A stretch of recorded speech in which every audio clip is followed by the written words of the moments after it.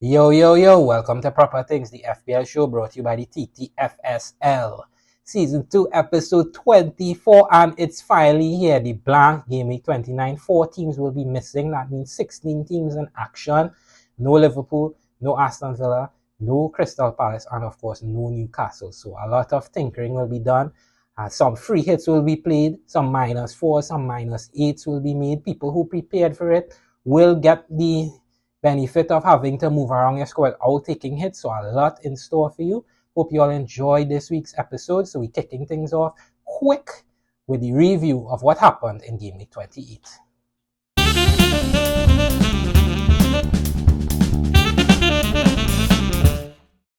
So Game Week 28 was a small green arrow up 1,000 spots. They give or take a place or two. So it was from 16,495 now to 15,313. So we just mediating around and percolating around that top 15K. We just can't seem to get back into that top 10K that we were earlier in the season. And it was a week where there were a lot of points coming in from guys like João Pedro and Henderson in Crystal Palace's goal. So let's take a look at how my team did. And it was a calm 62 points this game week, led up by Sells in goal with a nice 8-pointer. So Sells seems to be doing 1 week in, 1 week out with the points, but we can accept that from our goalkeeper. And in defense, another clean sheet loss for Arsenal, which means 2 points for Gabriel, 2 for Kanate, and new arrival Muno, 6 points. So Muno's coming in there with the clean sheet. Bowen blanked, and Palmer continued his slump with a missed penalty to return 1 point and a blank from Mbeumo. But it was Clivert with 5, and of course the captaincy on Mo Salah for 30 points. So it was a big swing for those who went Captain Salah and Palmer versus Captain Palmer and Salah. So you ended up with a 31 versus 17 point swings for 14 points for the Salah captainers versus the Palmer captainers. So a great week for the red side of things, not so good for the Palmer side of things. And in attack, another Isaac blank, tough watch on the Monday night, and Wood, unfortunately, couldn't return as well. Cunha stays suspended. So 62-point game week, and now we take a look at the red flags in my team. So looking at my team, we're seeing that I have a possible 9 players that that's the max I could put out currently with 1 free transfer, so I can get to 10. Looking at the goalkeeping position, Sell versus Ipswich, pretty content with that. He's one of the best keepers on paper for this game week, so really am happy to have Sells in the team right now. Moving on to defense, having Gabriel, Castagna, and Mekalenko means I could put out 3. There's a lot of interest, of course, in Vardiol, but his price of 5.9 could be hard to get to. Altnuri is picking up steam at 4.7 as well. Kirkes 5.1. So with the 3 back, pretty content, unless I could get another starter, but it will have to be for Kanate, as I'm going to keep Munoz through 30 to 32 at the very least, as Crystal Palace doubling 32. Great fixture with Southampton in 30. So Munoz is here to stay for the not so distant future and the distant future.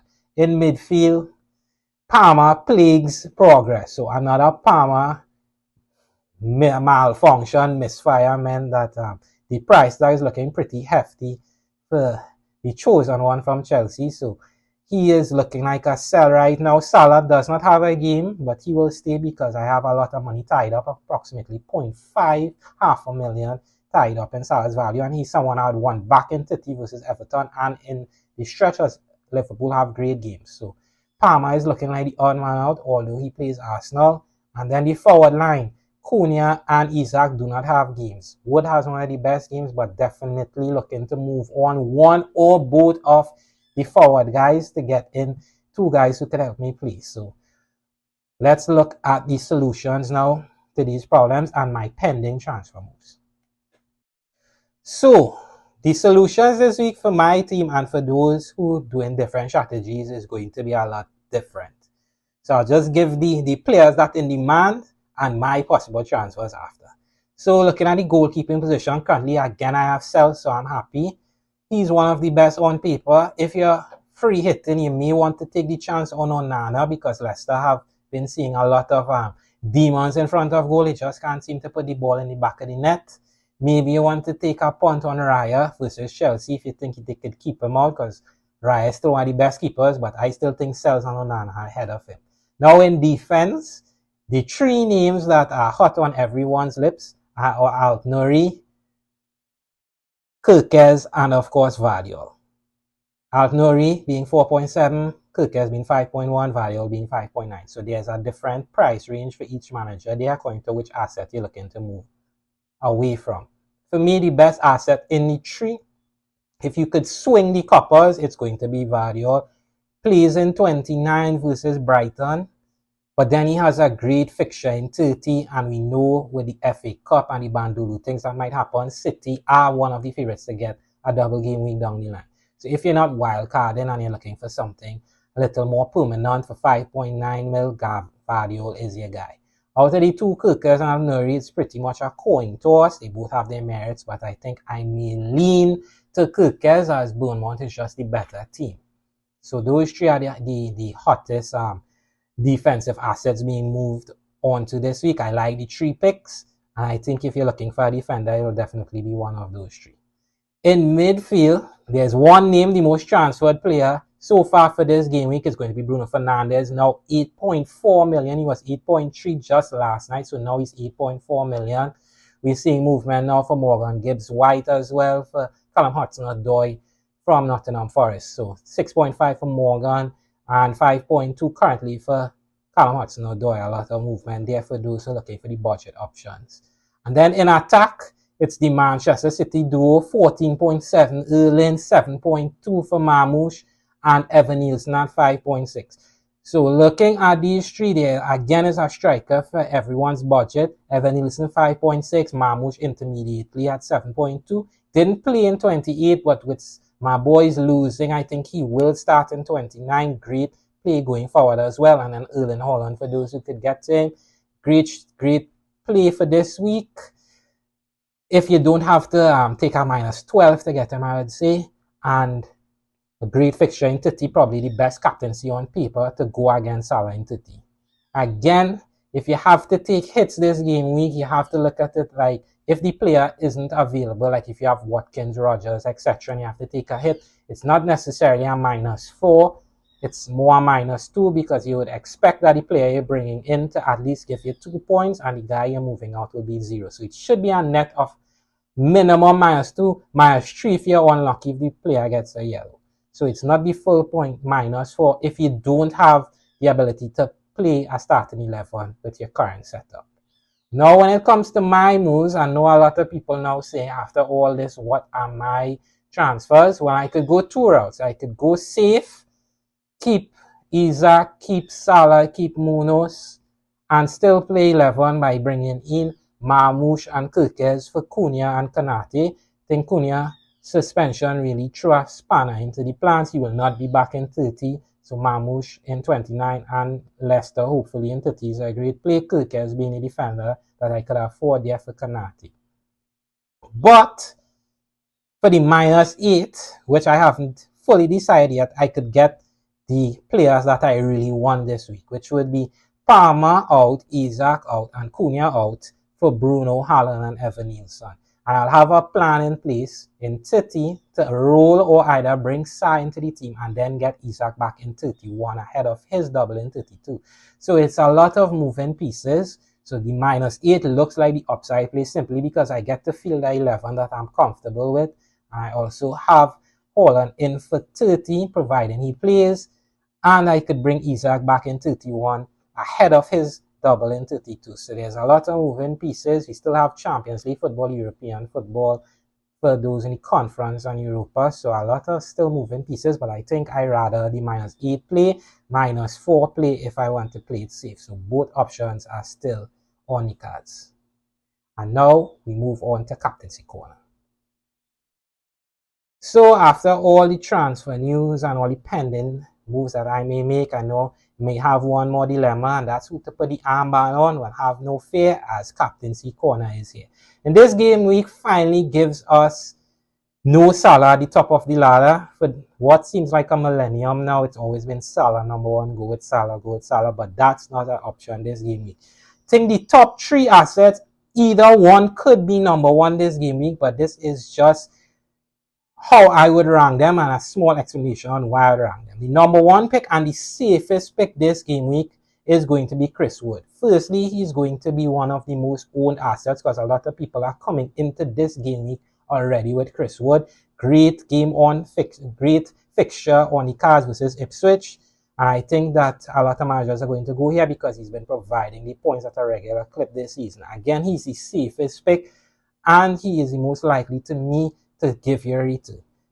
Coming at number 2 is the upside pick. Again, if you're bringing in an asset for 14 plus million, there's going to be a lot of eyes on him and you would want to captain him simply because of the money and the sacrifices you're making to get him. While he comes in at number 2, I wouldn't mind people going towards him, but I think he's more of a risky play. If you're chasing and you're looking for a differential, I think he is the guy to go against the safe pick in Chris Wood. So he comes in at number 2. I haven't decided on which route I want to take between Wood or Haaland personally.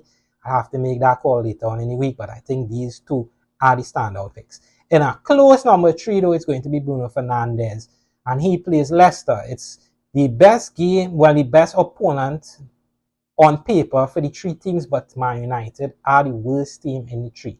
We do know that Bruno is on penalties, and he seems to be finding some rhythm when it comes to the free kicks.